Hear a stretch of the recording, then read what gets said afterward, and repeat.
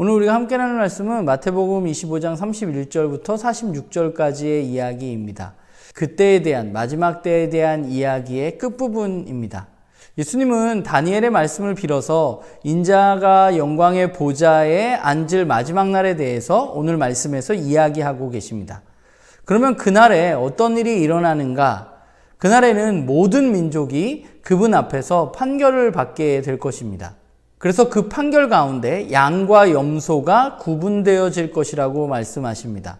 양은 영원한 나라를 상속받을 것이고 염소는 영원한 불에 들어갈 것이라고 이야기하고 계십니다.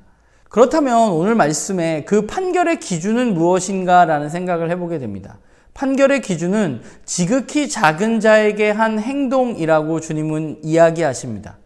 우리는 주님 앞에 섰을 때 흔히 우리의 판결의 기준이 우리의 믿음의 크기나 분량이라고 생각하기도 합니다.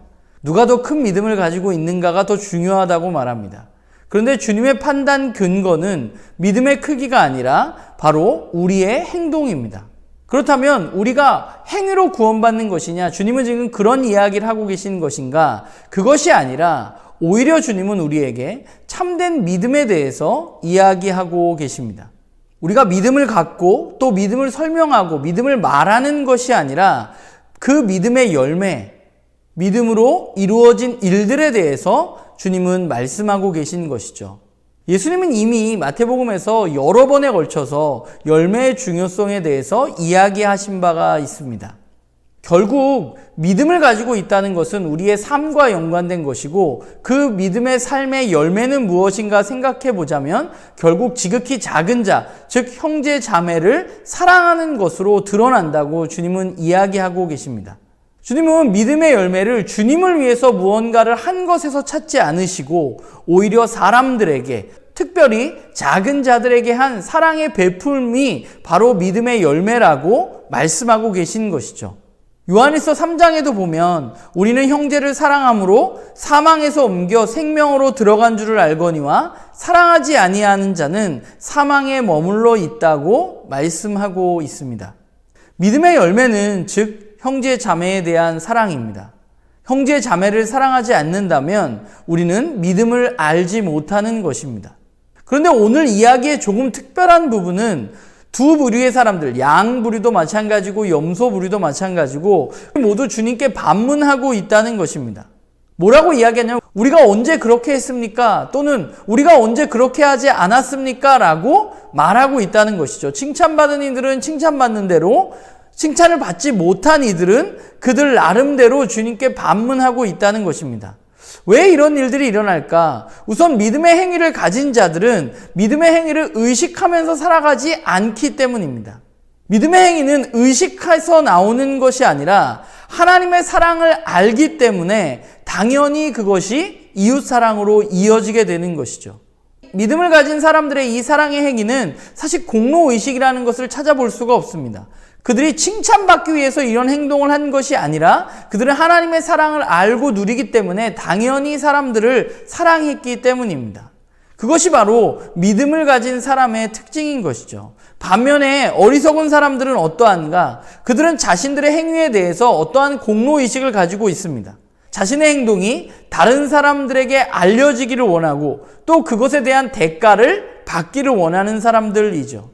그래서 우리가 그것을 했다고 주님께 반문하고 있는 것입니다. 그런데 그것은 생각해보면 믿음의 행위가 아니라 종교적인 행위입니다. 그들은 자신들이 할 만큼 했다고 말할 수 있을지 모르지만 그러나 그것은 예수 그리스도의 사랑에 근거한 믿음의 행위라기보다는 그저 그들을 드러내기 위한 종교적인 열심이었던 것입니다.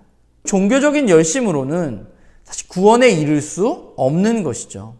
주님은 반드시 다시 오실 것입니다. 그리고 그날에 주님은 판결하실 것입니다. 그리고 그 판결 기준은 바로 우리들의 삶의 모습입니다. 믿음이라는 것은 반드시 어떠한 행위를 동반한다고 생각합니다. 어떤 믿음이건 간에 행위가 없는 믿음은 없습니다.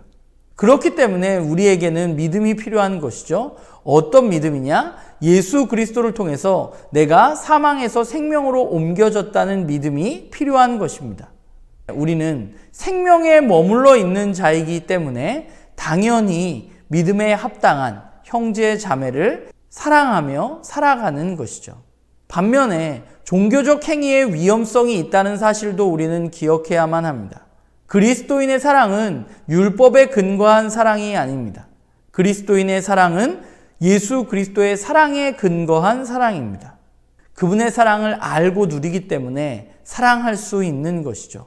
종교적인 열심으로 누군가에게 나를 드러내 보이기 위한 사랑이라면 그것은 그리스도인의 사랑이 아닙니다.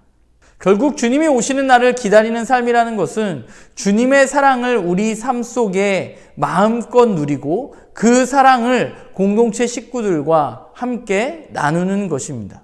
그렇기 때문에 우리가 해야 할 일은 그분의 사랑을 더 깊이 알아가고 그분의 사랑을 더 깊이 누리는 것입니다. 바라기는 우리 모두가 예수 그리스도의 사랑을 온전히 누리고 또한 그 사랑으로 우리 주변에 있는 많은 형제 자매들을 사랑하는 그런 그리스도인으로 살아가기를 주님의 이름으로 부탁을 드립니다.